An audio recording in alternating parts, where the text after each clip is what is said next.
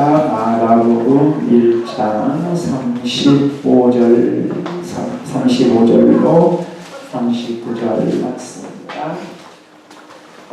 마가복음 1장 35절로 39절 제가 가지고 있는 성경은 신약성경 54쪽입니다.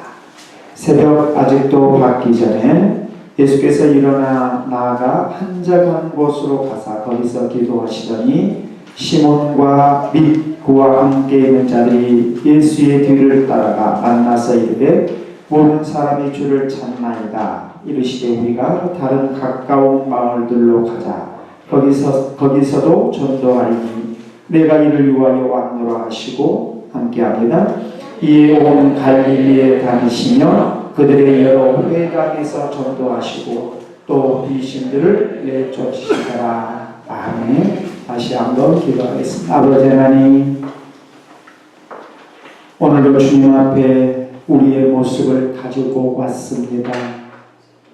이 시간도 아버지 앞에 우리의 모습을 드림에 있어서 내 자신을 포장하지 않게 하시고 있는 내 모습 이대로 주님 앞에 드리며 아버지 앞에 산 예배를 드릴 수 있도록 도우시옵소서. 지나왔던 우리의 삶 속에 하나님의 말씀에 역행하며 살아왔던 죄된 모습이 있다면 우리 주님 먼저 예수 그리스도의 십자가의 보혈로 씻어주시고 그리하여 이 시간도 주님 앞에 나아갈 때 내 힘을 의지하여 나간 것이 아니라 예수 그리스도의 보혈에 능력을 힘입어 아버지 앞에 나아가는 시간이 되게 하옵소서.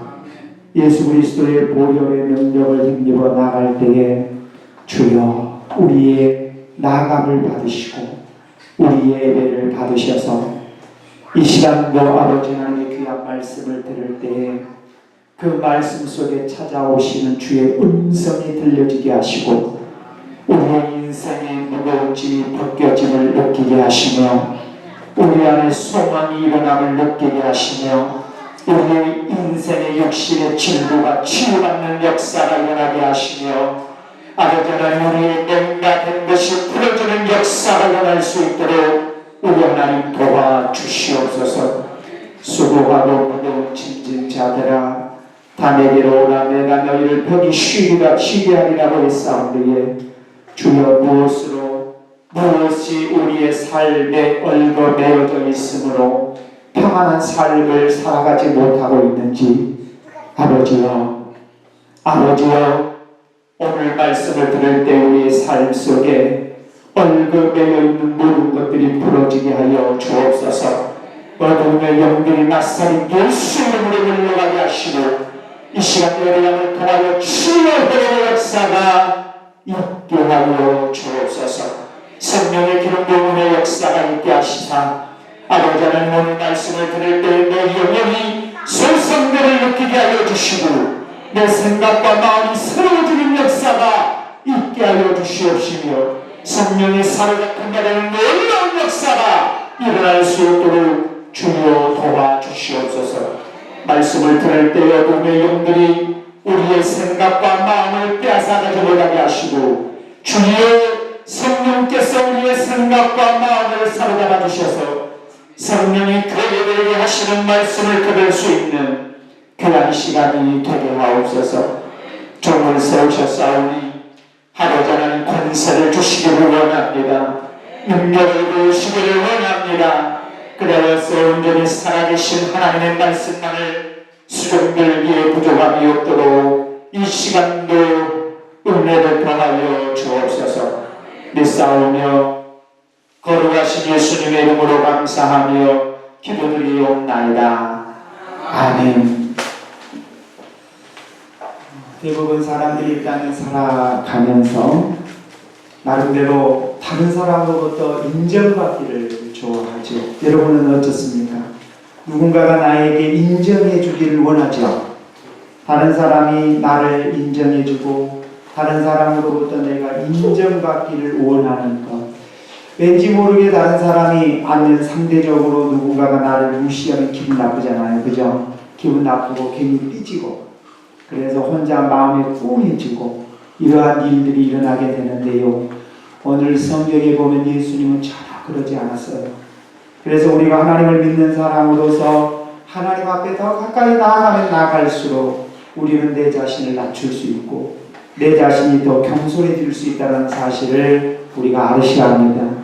그래서 정말 저와 여러분들이 신앙생활 해가면 해갈수록 교만한 모습이 아니고 신앙생활 해가면 해갈수록 더 낮아지고 더 겸손하고 누가 나를 인정해 주지 않는다 할지라도 그 속에서 예수 그리스도를 믿는 하나님의 백성으로서의 맛을 낼 수 있는 저와 여러분들이 되시기를 주님의 이름으로 축원합니다.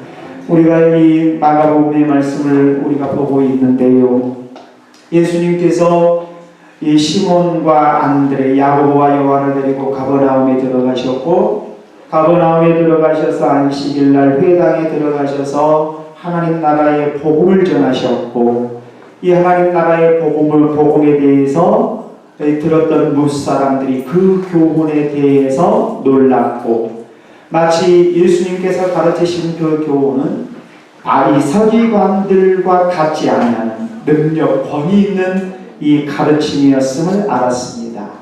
그리고 가버나움 회당에서 예수님께서 이렇게 이제 이 하나님 나라의 복음을 전했을 때 그곳에 귀신 들린 자가 있었잖아요. 그래서 예수님께서 귀신을 내어 쫓으셨고 귀신을 내어 쫓는 이 사건들을 무사람들이 보고 뭐라고 이유동성으로 이야기를 했냐면 어찌된 일이냐? 권위 있는 새 교훈이다. 예수님이 명한즉 누구도 나가더라? 귀신도 나가더라. 이렇게 이제 사람들이 놀라기 시작했습니다. 이러한 예수님의 소문에 대해서 갈릴리 전역에 퍼지기 시작했지요. 자, 그래서 예수님께서 해당에 나오셔서 이제 어디로 가냐면 시몬의 장모의 집으로 들어갑니다. 이 안드레와 야고보와 요한을 데리고 시몬의 장모의 집에 들어갔을 때에 시몬의 장모가 열병으로 누워 있었지요. 이 열병으로 누워 있었을 때 누워 있었다는 것은 어떤 의미라고 했어요? 한순간에 누워 있는 의미가 아니고 이것은 계속해서 오랫동안 시몬 장모가 열병으로 누워 있는 상태. 그러니까 이 베드로에게 장모가 있었다라는 것은 결혼을 했다라는 증거예요? 하지 않았다라는 증거예요? 했다라는 증거죠. 결혼을 하지 않았는데 장모가 있다라는 것은 말이 안 되잖아요.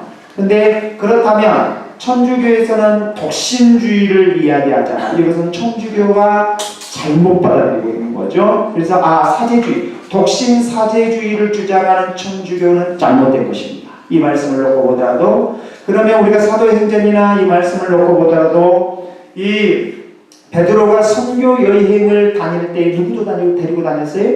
자기 아내도 데리고 다녔거든요. 이런 말씀을 놓고 보면 독신주의, 사제주의를 주장한 이 천주교는 분명히 잘못된 것이다 라는 것을 먼저 언급하고요. 예수님께서 이제 열병으로 누워있는 시몬의 장모를 일으키심으로 열병이 떠나는, 고침받는, 그뿐 아니라 해가 저물 때에 많은 이 병든 자와 귀신 들린 자를 예수님께 데려왔을 때 온 동네가 그 앞에 모여들기 시작했지요. 그래서 예수님께서 각종 병든 자를 고치시고 귀신을 내어 쫓으시고, 그런데 이 귀신들이 예수님을 알아보고 예수님에 대해서 이야기를 했을 때 귀신을 향해서 뭐라고 해요? 잠잠하라. 예수님의 정체성을 드러낸 것에 대해서 예수님은 귀신에게 허락하지 아니하는 그런 모습까지 우리가 이 앞주의 말씀을 통해서 들었습니다. 이제 오늘 본문 35절 이하의 말씀을 보시면 예수님께서 새벽 아직도 밝기 전에 35절 말씀에 보면 새벽 아직도 밝기도 전에, 이 말은 뭔 말이에요? 아직 해가 뜨기 전 새벽이라는 의미죠. 특별히 이 유대인들의 시간 기준에 의하면 이 새벽을 언제부터 언제를 새벽으로 이야기를 하고 있냐면 새벽 3시부터 새벽 6시까지 이 시간을 새벽으로 이야기를 합니다. 그래서 이 유대인의 시간의 계산에서 이야기한다면 시간이 새벽 3시부터 6시, 그러면 많은 사람들이 이 시간에 뭐하고 있었겠어요? 쿨쿨 잠이죠. 잠잠 쿨쿨 푹 자고 있을 때 우리 주님은 뭐하러 가셨어요? 기도하러 가시는 거죠. 쿨쿨 잠잠 쿨쿨.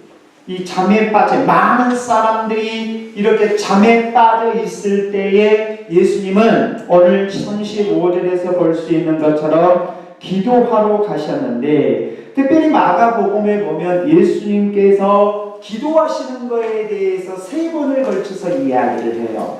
이 3번에 걸쳐서 이야기를 하는데, 오늘 본문 35절 말씀을 보면 새벽 아직도 날이 밝기 전에, 두 번째는 마가복음 6장 46절로 47절 말씀을 보면 해가 진 후에, 새벽에 해가 진 후에 또 한 번 예수님께서 기도하셨는데, 마가복음 14장 32절로 42절 말씀을 보시면 한밤중에 기도하셨습니다.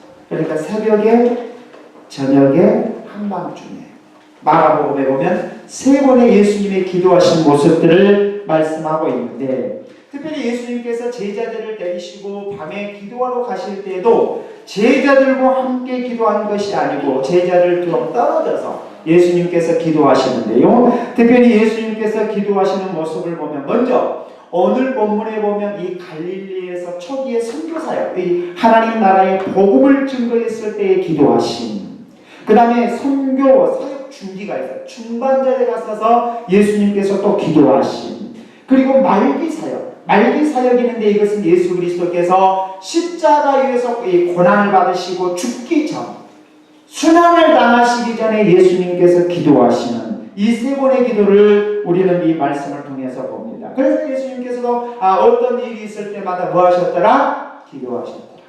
예수님께서 이렇게 기도하셨는데요. 특별히 예수님의 이러한 기도는 어떤 기도냐? 누가복음 18장 말씀에 보시면 우리가 이 바리새인들의 기도를 봐요. 바리새인과 세리의 기도를 놓고 예수님께서 말씀하시는데요.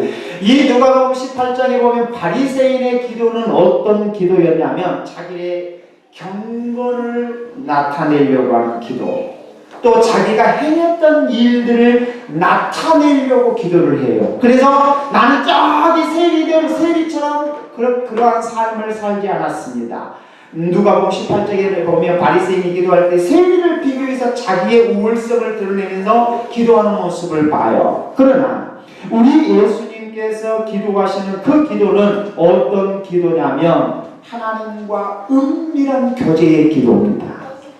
하나님과의 은밀한 교제의 기도인데, 하나님과 은밀한 교제의 기도는 어떤 기도였냐면 예수님께서 이 땅에 오셔서 앞으로 하셔야 할 사역에 대해서 힘을 얻기 위한 기도였어요. 하나님께서 나의 힘을 주셔야지만 이 일들을 감당할 수 있고, 하나님께서 힘을 주셔야지만 십자가를 지실 수 있으기에 우리 주님은 뭐 했어요? 이를 위해서 기도하시는 그런 모습을 보게 되지요. 특별히 오늘 마가복음 1장 35절 말씀해 보시면 하반절에 거기서 기도하시더니 라고 했는데, 이 기도하시더니 라는 의미는 어떤 의미냐면 반복적인 의미를 가지고 있는데요. 한마디로 말해서 기도하시더니 라는 의미는 한순간에 딱 기도하고 마쳤다라는 것은 아니라 그만큼 예수님의 기도가 오래 지속되고 있는 거죠. 그러니까 우리는 잠깐 와서 기도하고 샥 가는 것이 아닌 거죠. 잠깐 와서 기도하고 5분도 안 돼가지고 와서 싹 가버리는 그런 기도가 아니고, 예수님께서 한적한 곳에 가서 기도하셨다는 것은 아주 장시간, 긴 시간 동안 기도하셨음에 대하여서 기도하시더니 라고 말씀을 나타내주고 있는데요. 한번 생각해보세요. 예수님은 어떤 분이시죠? 하나님이시죠. 그래요? 하나님이시거든요. 예수님은 하나님이시면서도 사람이세요. 그러면 하나님 자신이 기도하실 이유는 없잖아요. 그럼에도 불구하고 예수님께서 이렇게 기도하셨다는 것은 어떤 의미겠어요? 앞으로의 사역에 있어서 부담도 있었을 수 있어요. 왜냐하면 인간으로 오셨기 때문에. 또 앞으로의 사역에 있어서 많은 사람들이 찾고 귀신을 쫓아내고 병자를 치유하는 사역을 하다 보면 예수님께서도 정신적으로 육체적으로도 피곤하실 수 있어요. 왜? 사람으로 오셨기 때문에. 하나님이시지만 사람으로 오셨기 때문에. 하나님이시지만 사람으로 오셨다라는 이 의미가, 예수님께서 피곤하셨을 때 뭐 또 하셨죠? 죽으셨잖아요. 그걸 인성을 가지셨다는 거죠. 그러면 오늘 예수님께서 이렇게 기도하셨다라는 의미는 어떤 의미를 가지고 있냐면, 한마디로 말해서 초기 갈릴리 사역에 있어서 가버나움에 들어가셨잖아요. 가버나움에 들어가셔서 이 하나님의 회당에 들어가셔서 말씀을 가르치시고 귀신을 쫓아내고, 갈릴리에 들어가셔서 많은 사람들을 고치시고 귀신을 쫓아내시고, 이러한 사역을 하시다 보니 육체적으로 지칠 수 있어요, 없어요? 있지요. 인성을 가지셨기 때문에. 그러면 인성을 가지셨기 때문에 육체적으로 지치게 되면 어떻게 되죠? 유혹에 빠질 수 있죠. 한번 저와 여러분들 한번 생각해요. 우리는 사람이죠. 마음이 피곤하고 육신이 건강하면 지칠 수 있죠. 지치다 보면 뭘 빠질 수 있어요? 유혹에 빠질 수 있어요. 유혹에 빠질 수 있으면 어떻게 해요? 아이고 피곤하니까 난 안 해야 되겠다. 못하겠다. 여기까지만 하자. 여러 가지 이 시험거리가 우리에게 오는 거죠. 아마 예수님께서 인성을 가지셨기 때문에 뭐 했겠어요? 지치고 힘드실 때 여기까지만 할까? 여기에서 수도할까? 나름대로 생각하실 수 있겠어요? 없겠어요? 있지요. 인성을 가지셨기 때문에. 그런데 예수님은 뭐 했어요? 그러함에도 불구하고 그 모든 것들을 이겨내기 위해서 그 새벽에 뭐하러 가셨어요? 기도하신 거죠. 왜 기도하셨을까요? 그러면 하나님께로, 아버지 하나님께로부터 능력을 공급받기 위해서. 하나님 아버지께서 능력을 주시지 아니한다면, 하나님께로부터 내가 능력을 공급받지 아니한다면 지쳐 쓰러질 수밖에 없을 것 같아서, 시험될 수밖에 없을 것 같아서, 여기에서 내가 수동할 것 같아서 우리 주님은 뭐 하신 거죠? 기도하신 거죠. 사랑하는 믿음의 성도 여러분, 기도는 뭐이다? 기도는 하나님의 능력을 끌어오는 통로입니다. 그러면 우리는 뭐 해야 되죠? 기도하셔라. 여러분의 집에까지 물이 들어온 이유는 뭐예요? 배관이 설치되어 있잖아요. 그래서 수도꼭지를 탁 틀면 물이 샥 나오죠. 그 이유는 뭐예요? 보이지 않지만 수도 배관이 우리 집까지 묻혀있는 거예요. 수도꼭지를 트는 거예요. 뭐 하기 위해서? 그 물을 내가 쓰고 그 물을 먹기 위해서. 기도는 뭐와 같냐? 하나님의 능력이 나에게 오에 있어서 수도꼭지를 틀어 내가 능력을 공급받는 것과 같다. 그렇다면 우리는 뭐 해야 되겠어? 기도해야 돼, 안 해야 돼요? 해야 되는 거예요. 안 해도 된다, 이건 안 되는 거예요. 특별히 우리가 직분받은 자가 직분을 감당함에 있어서 기도하지 않으면 계산이 먼저 갑니다. 아셨죠? 계산이 먼저 가면 딱 계산에 자신의 한계점이 오면 어떻게 되죠? 일을 진행할 수 있어요, 없어요? 없어요. 절대 없어요. 왜? 계산의 한계점이 와버리잖아요. 더 이상 계산이 안 되잖아요. 이건 불가피하잖아요, 계산적으로. 근데 믿음은 뭐예요? 그 계산을 뛰어넘는 것이고. 아셨죠? 그래서 믿음은 뭐냐? 바라는 것들이 실수합니다. 히브리서에서 말씀하고 있음을 보게 됩니다. 자, 그러면 저와 여러분들이 힘있게 살아갈 수 있는 것, 하나님의 능력을 공급받고 살아갈 수 있는 답, 뭐죠? 뭐 하는 거죠? 이제 답을 드렸습니다. 그럼에도 불구하고 기도 안 하시면 안 되는 거예요. 그래 우리가 내 삶에, 여러분 이 세상 보세요. 이 세상에 보면서 어쩔 때는 내가 숨쉬고 살아가는 내 삶, 내 몸 하나 지탱하기 힘들 상황이 올 때가 있잖아요. 너무나 힘들고 지치고 고달프고. 그런데 특별히 더 나아가서 하나님을 믿는 하나님의 백성으로서의 삶을 지탱하지 못하고 살아가는 자들이 얼마나 많이 있는지 몰라요. 왜 그럴까요? 여러분, 분명히 우리가 하나님을 믿는 하나님의 백성으로서 하나님의 능력을 힘입어 살아간다고 이야기하면서 왜 세상 사람들보다 더 세상에서 내 삶을 지탱할 수 있는 힘이 없습니까? 우리는 이미 해답을 갖고 있잖아요. 기도할 수 있는 이 특권을 우리가 갖고 있잖아요. 기도하지 않으니까 하나님의 능력을 공급받지 못하고 있잖아요. 그래서 결국 우리가 기도하지 못하니까 어떤 일만 있으면 패거락 쓰러지고 시험 들고 고통스러워. 그래서 하나님이 계시네 안 계시네, 교회에 나가야 되겠네 안 나가야 되겠네, 혼자서 별 생각을 다 해요. 요한일서 5장 5절 말씀해 보시면 예수님께서 하나님의 아들이심을 믿는 자가 아니면 세상을 이길 자가 없다고 했습니다. 세상을 이길 수 있는 능력은 뭐냐? 예수 그리스도가 하나님의 아들이심을 믿는 자가 승리한 것입니다. 저와 여러분은 예수 그리스도가 하나님의 아들이심을 믿는 자입니다. 아멘하십시오. 믿지요? 그러면 예수 그리스도가 하나님의 아들이심을 믿는다면 이 믿음을 가지고 세상을 이기셔야. 세상을 이기시고 계십니다. 세상 속에 살아가면서 세상과 능히 우리가 싸워 이길 수 있는 능력이 있습니까?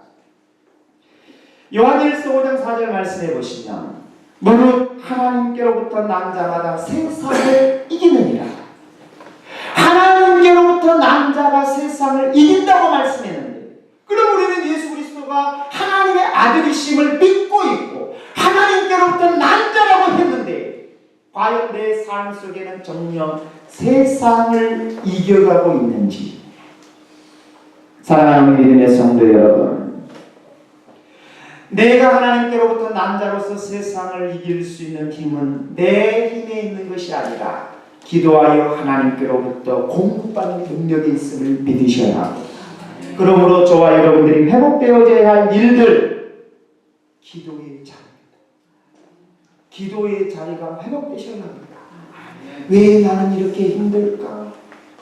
왜 우리의 자식이 이럴까? 여러 가지 고통, 고민들이 많이 있지만 정녕 나는 기도하는 자리에 나오지 않으면서. 사랑하는 믿음의 성도 여러분, 우리 예수님께서 기도하시는 내용들을 보시면, 예수님께서 누가복음 6장 12절에 보시면 예수님께서 어떠할 때도 기도하셨냐면 제자들을 선택하실 때도 기도하셨어요. 제자들. 이 제자들을 택하실 때도 기도하셨는데 어떤 기도를 하셨느냐면 밤새도록 기도하셨어요. 뿐만 아니라 누가복음 23장 34절 말씀해 보시면 예수님께서 십자가에 못 박히셨잖아요. 십자가에 못 박히셔서 예수님을 향하여 조롱하는 자들을 용서해 달라고도 기도하셨어요. 그러니까 우리가 좀 마음에 미움이 좀 생긴 사람이 있다면 내 힘으로 그것이 용서가 되나요? 하나님, 나를 조롱하고 나를 향해서 돌팔매질을 하는 자를 용서하고 그를 사랑할 수 있도록 나에게 그런 믿음을 달라고 하나님 앞에 기도하셔야 되는 거예요. 그래야지 용서해 줄 수 있죠. 절대 우리의 의지로 안 돼요. 우리의 의지, 우리의 생각은 원한이 생기죠. 부모와 자식 간에 원한이 생기잖아요. 형제들 간에도 원한이 생기잖아요. 이 원한을 풀 수 있는 그 고리는 무엇이냐? 하나님, 사랑하는 마음을 주세요. 용서해 줄 수 있는 마음을 주세요. 이 기도를 우리가 할 수 있으시라. 예수님도 그 기도를 하시잖아요.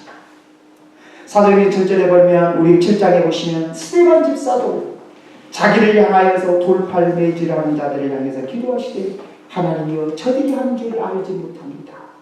용서해 주십시오. 뭐하고? 기도하고도 용서가 된다는 거죠.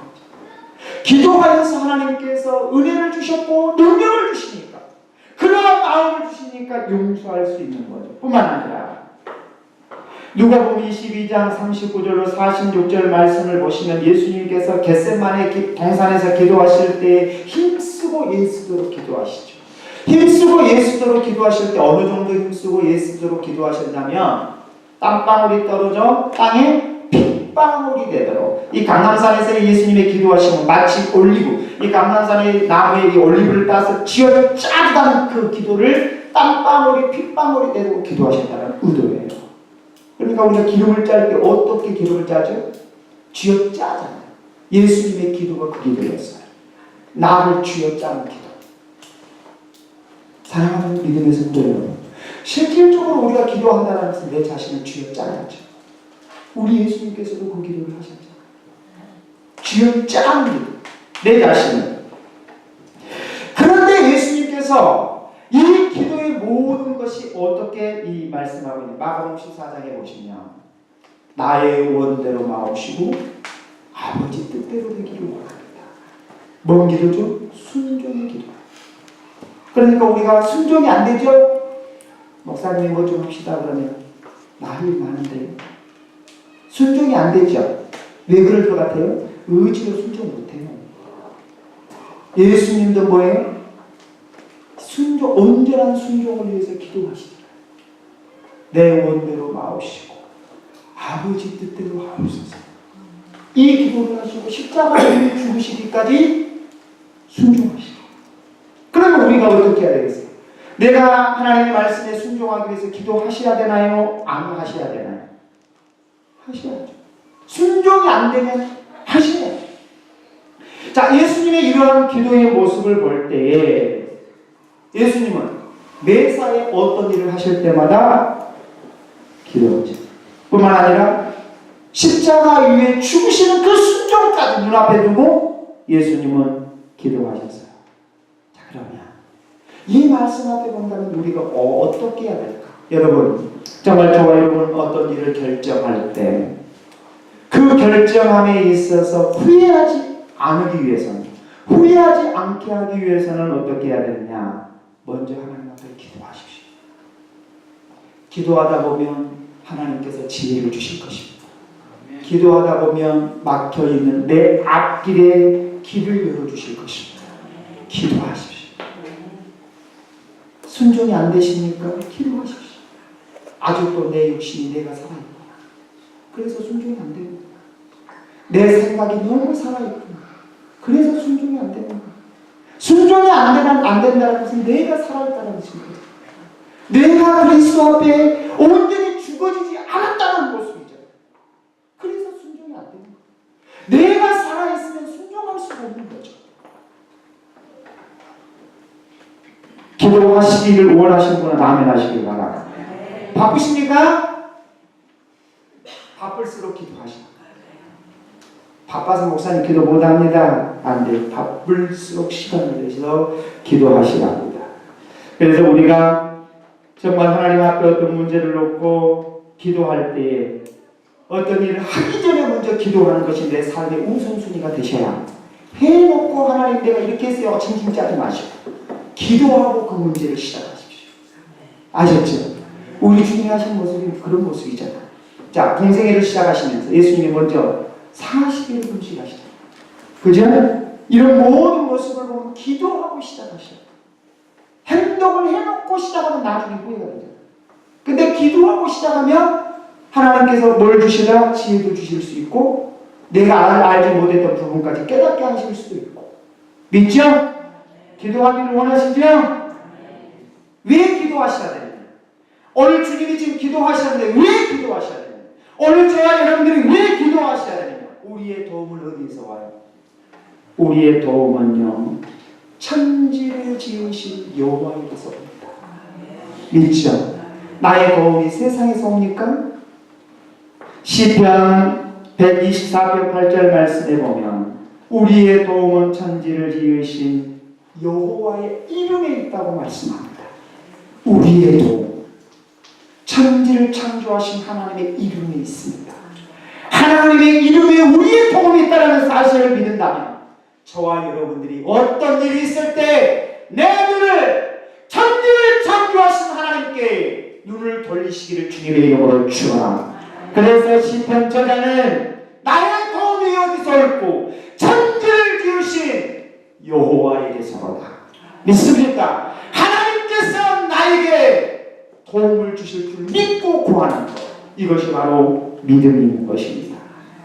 자, 예수님께서 이렇게 한적한 곳에 가셔서 기도하고 계실 때에 오늘 본문에 보면 36절 시몬과 그와 함께 있는 자들이 누구를 따라왔어요? 예수님께 따라왔어요. 예수님께 따라와서 뭐라고 36절에 말씀하시냐면 뭐라고 말씀하시죠? 36절에 모든 사람이 주를 찾나이다 라고 이야기합니다. 자, 보세요. 모든 사람이 주를 찾는다라는 것은 지금 사람들이 찾고 있는 거예요. 예수님께서 지금 갈릴리에서 사역을 하셨잖아요. 많은 이적과 기사와 표적을 보셨죠. 봤죠. 그뿐 아니라 뭐도 했죠? 귀신을 내어 쫓았잖아요. 우리 여러분들도 문화를 하면서 요즘에 한참 무엇이죠? 극장가에 흥행하고 있는 것이 아마 우리나라의 영화의 곡성이라는 영화가 지금 흥행을 날리고 있는데 보지 마십시오. 왜 제가 보지 말라고 이야기를 하냐면 초두에 뭐라고 이야기했냐면 성경 구절 누가복음을 딱 기록하고 시작하더라고요. 제가 먼저 봤거든요. 제가 고대가 하는데 이 누가복음을 이거 기독교 영화인가? 봤더니 성경 구절을 귀신에게 적용을 한 거. 영은 살과 뼈가 없으되 나는 살과 뼈가 있느니라. 우리 예수님께서 그렇게 부활하시고 난 다음에 말씀하시잖아요. 그 의미를 귀신이 그걸 사용해요. 이 붙이지 않아야 할 성경 구절을 거기에 귀신이 붙여가지고. 그래서 제가 이 곡성에서 촬영했더라고요. 곡성이. 네. 그래서 곡성 병원도 나오고 막 곡성 동네가 나오고 그런데 어떤 동네인지는 잘 모르겠어요. 하지만 제가 봤을 때는 저한테 참 보고 나서 껄쩍지근하더라고요. 보지 마십시오. 죄송합니다. 제가 그 영화 모형은 제가 잡혀갈지 모르겠지만 좌우지간하고 기독교인으로서는 봐서는 안 돼요. 그런 영화라고 제가 생각을 해요. 기독교인으로서 도움이 된다면 제가 충분히 바라고 이렇게 좀 보시라고 고민을 하겠는데요. 잠깐 제가 옆으로 갔습니다만은 이 귀신이 마가복음 1장 23절로 25절이에요. 1장 34절 말씀을 보시면 귀신이 두 번에 걸쳐서 예수님의 정체성을 드러내려고 했죠. 예수님의 정체성을 드러내려고 했을 때 예수님께서 뭐라고 말씀하셨냐면 그 귀신을 향해서 잠잠하라 하면서 예수님의 정체성을 드러내는 것을 막으셨어요. 왜냐하면 아직 예수님 자신에 대해서 드러나면 안 되거든요. 십자가의 구속의 사건을 이루시기까지.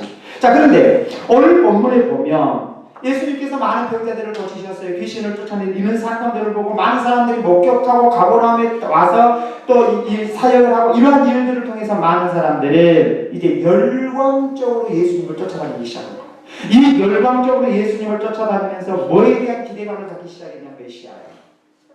자, 말라기로부터 마태복음사의 중간기라고 해요. 구약에 말라기 선지자를 통해서 예언됐던 예수 그리스도, 신약에 아브라함과 다윗의 자손 예수 그리스도의 세계라라고까지 한 400년 동안 침묵을 해요. 이 중간기죠. 이 중간기에 있을 때, 자, 구약에 일찍이 선지자를 통하여서 예언되었던 그 메시아를 기다리고 있는데 그 메시아와는 많은 이 유대인들에게 있어서 어떤 메시아였냐면 앞으로 메시아가 오면 우리를 로마로부터 구원해 주실 것이다라는 그런 메시아와 여러 가지 나름대로 메시아관을 가지고 있는데 잘못 드러나게 되면 예수님에 대한 메시아관을 어떤 메시아관을 구원자의 메시아관이 아니라 정치적인 메시아관으로 받아들일 수 있는 거예요. 특별히 우리